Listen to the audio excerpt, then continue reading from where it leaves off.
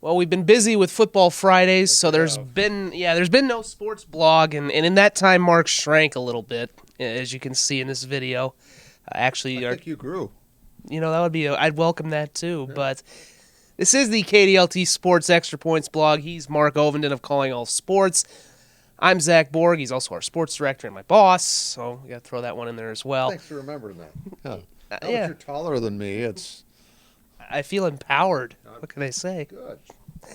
Well, and I've also had a cold for about the last week, so there you go. It's been an interesting week. Okay, let's get serious here for half a second. All right. I was just afraid well, if you make me laugh, then I cough, so then it all goes bad. I don't want that. Yeah, neither do I. It's bad. The football playoffs have basically come to an end here in South Dakota. It's down to the championship rounds at the Dakota Dome, and 7 games. The first one, I think, has the player that everyone wants to kind of see the most electric player in Luke Loudenberg of Howard. They've steamrolled everybody in 9A, and even you can make an argument they're the best team in all of 9-man football. They get to an interesting game against Wolsey-Wessington. Lorenzo Williams is also a dynamite player. He's going to South Dakota State. We kind of thought maybe this would be the one team that can maybe give Howard a challenge, and it's going to be the title game. What are you looking forward to in this 9A game? I think this is going to be a great game. I think there's actually 2 of the games on Thursday are the ones that I'm probably I don't want to say they're the 2 I'm looking forward to the most, but 2 that I'm very much looking forward to. Madison and Dell Rapids being the one. But, yes, I think Howard and Wolsey-Wessington should be a great matchup. Lorenzo's shown us all year long that, he's just as explosive as any player in 9-man football, aside maybe from Luke Loudenberg, who set the all-time record for yardage, for touchdowns. He's just a scoring machine. And the run he had last week in the semifinals was ridiculous. Another cut. Oh, my gosh. Cut. That's one of your best highlights. Thanks. Yeah. I hadn't seen the run. I was just reacting as it went. And, that typifies his career. He's just been really fun to watch. But that should be a really good game. And, again, I think the night game in particular also should be a dandy with Madison and Dell Rapids. A rematch of the first game of the season when Madison beat them 39-36, I think was the final score. And I got to that game.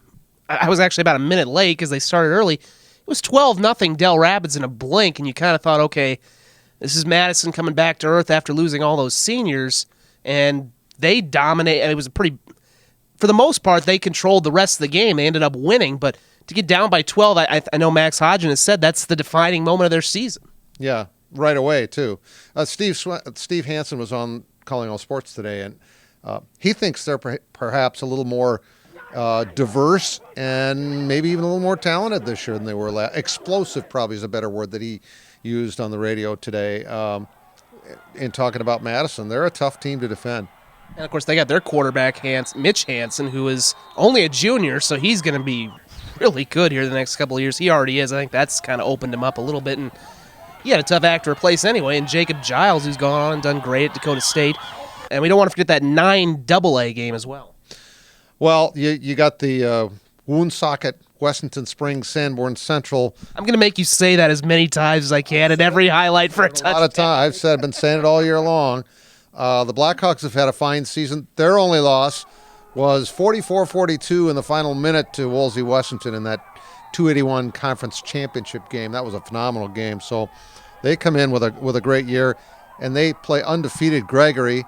The Gorillas, year in and year out, are always a tough team, and this year, no exception. They win 31-8 in their semifinal win, and their cheerleaders did a wonderful job with the open to our Football Friday on Saturday, too. Yeah, the mascot was in there as well. So that should also be kind of a little – I look at that as being a little more of a rock'em sock'em kind of a game.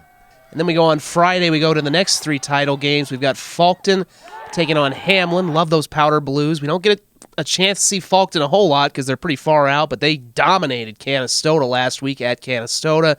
The 11B game. Wait, let's talk about Hamlin for a minute. Well, I'm just going over them quick. We'll talk about them. 11B game is Parkston and St. Thomas More. Of course, Parkston lost last year to Canton. They're going to be hungry. They're unbeaten.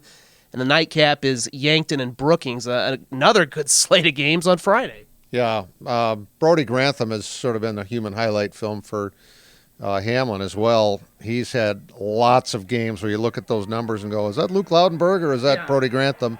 Had another one of those games in the semifinals. He had one of those games in the quarterfinals.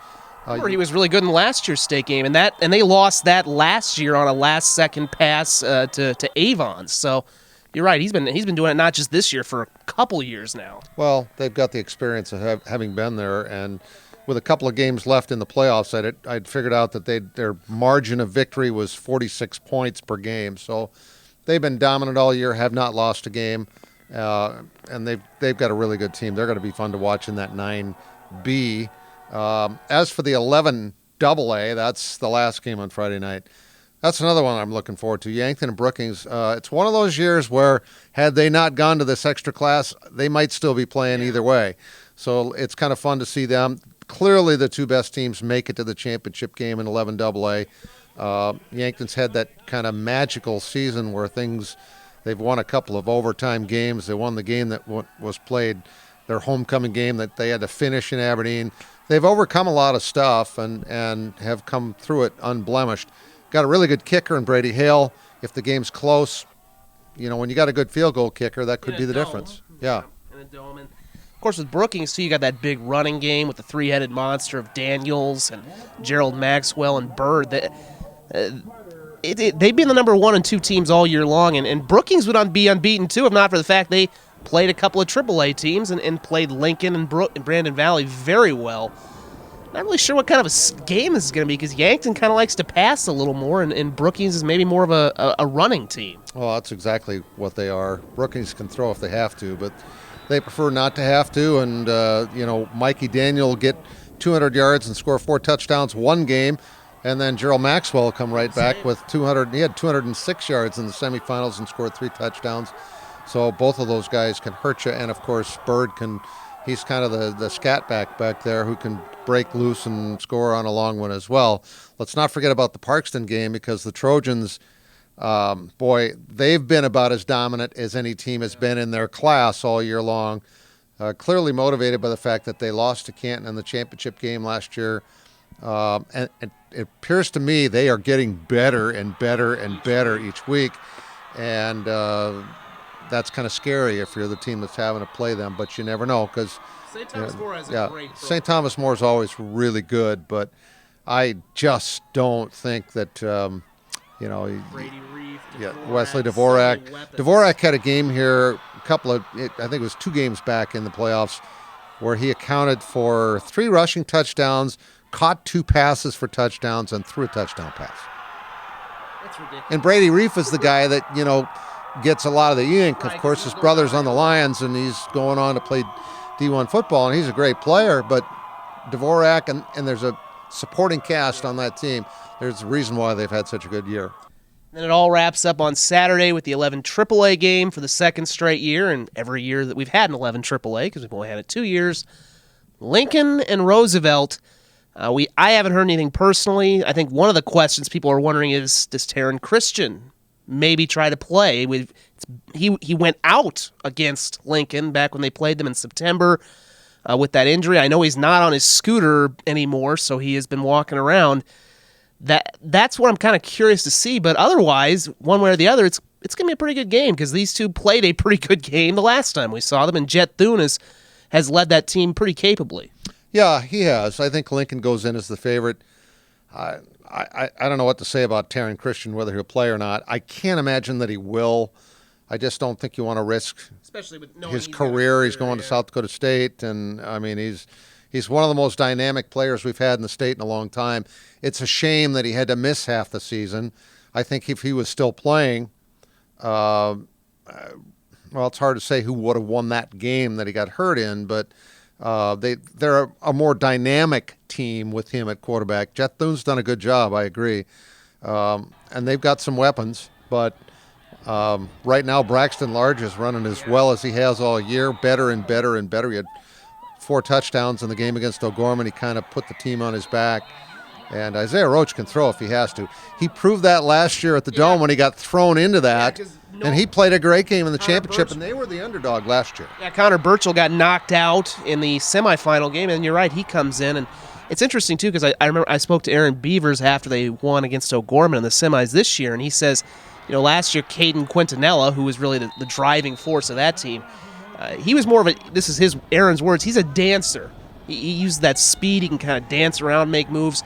He says when Braxton tries to do that, he fumbles like he did in the first quarter. Braxton's kind of like the bull in the china shop. He just runs people over. He's not going to have the fast, flashy runs, but he's going to pick up just chunks and chunks and wear you down. Yeah. Well, you can play whatever kind of game you want in the Dome because it's inside, right, and weather doesn't play a factor. And thank goodness for the Dome because we got all of our games in just in time. Yeah. And, of course, Roosevelt has a great kicker, too, and Chase Vinatieri, so if it got close, that could be interesting. And I also don't want to shortchange the Iowa games. West Lyon's still alive. They're going to be playing in Cedar Rapids at the Unidome, as well as Sioux Center, who plays Albia. That's on Saturday. West Lyon with Jay Rosenboom has been there a long, long time. They're good every year. They're another team that's getting better and better and better as the year has gone along. They got to host the game last week. They got to host that just because they were higher in the alphabet.